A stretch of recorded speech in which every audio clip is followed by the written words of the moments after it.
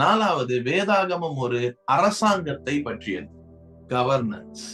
இந்த விஷயம் தெரியாதனாலதான் இன்றைக்கும் கிறிஸ்தவர்கள் என்று பலர் இருக்காங்கல்ல, அவங்க இன்னுமே சுகமடையாம இருக்காங்க. சரீரத்துல தரித்திரத்துல வாழ்றாங்க, வியாதியில இருக்காங்க, விடுதலை பெறாம இருக்காங்க.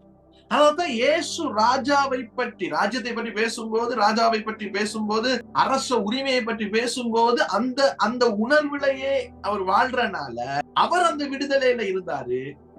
அவர் செழிப்பா இருந்தாரு, தரித்திரரா இருக்கல்ல, வியாதியில இருக்கல்ல. அவர்கிட்ட எல்லாமே எப்படி இருந்துச்சு? ஜீவன் இருந்துச்சு.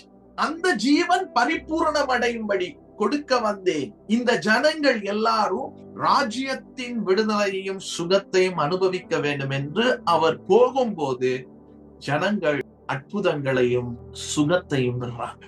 ஏன்னா ஜனங்கள் ஏன் நிலையான சுகத்தையும் செழுமையையும் விடுதலையும் பெற முடியலன்னா, திரும்பி சொல்றேன், இதை அணுகும் போது என்ன கண்ணோட்டத்துல எல்லாரும் அணுகிறோம்? இது நான் இப்ப சொல்ற வரைக்கும் நீங்க என்ன கண்ணோட்டத்துல பெரும்பாலும் பாக்குறீங்க? இத ஒரு மத நூலா தானே பாக்குறீங்க.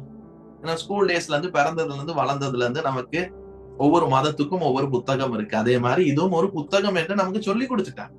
அதனால அணுகும் போது மத புத்தகமா பாக்குறோம். இத வாசிக்கும் போது ஒரு ராஜ்யம் இருக்கு, அந்த ராஜ்யம் ஒரு ராஜாவால ஆளப்படுது அப்படின்னு தெரியும் போது, ராஜ்யத்தின் மகத்துவம் தெரியும் போது, ஒரு நாடுன்னு சொல்றேன்ல, அந்த நாட்டு மக்களுக்கு எப்பேற்பட்ட விடுதலை சுகம் இருக்கும் என்பதை அறியும் போதுதான் அவங்க நிஜமான சுகத்தையும் விடுதலையும் பெற முடியும். ஏன்னா அதுல அரசியல் அமைப்பு சட்டம் தெரியணுமே.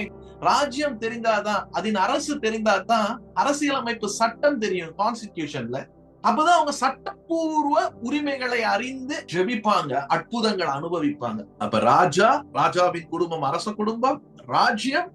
நாலாவது என்னது? அந்த ராஜ்யத்துக்கு ஒரு அரசு முறை இருக்கு. அந்த அரசு முறைய மதமா பார்க்காம அரசு முறைமையா பார்த்தா தான் அந்த அரச உரிமைகளை, சட்டத்தை நீங்க அறியும் போது நீங்கள் விடுதலையில நிஜமா வாழ முடியும்.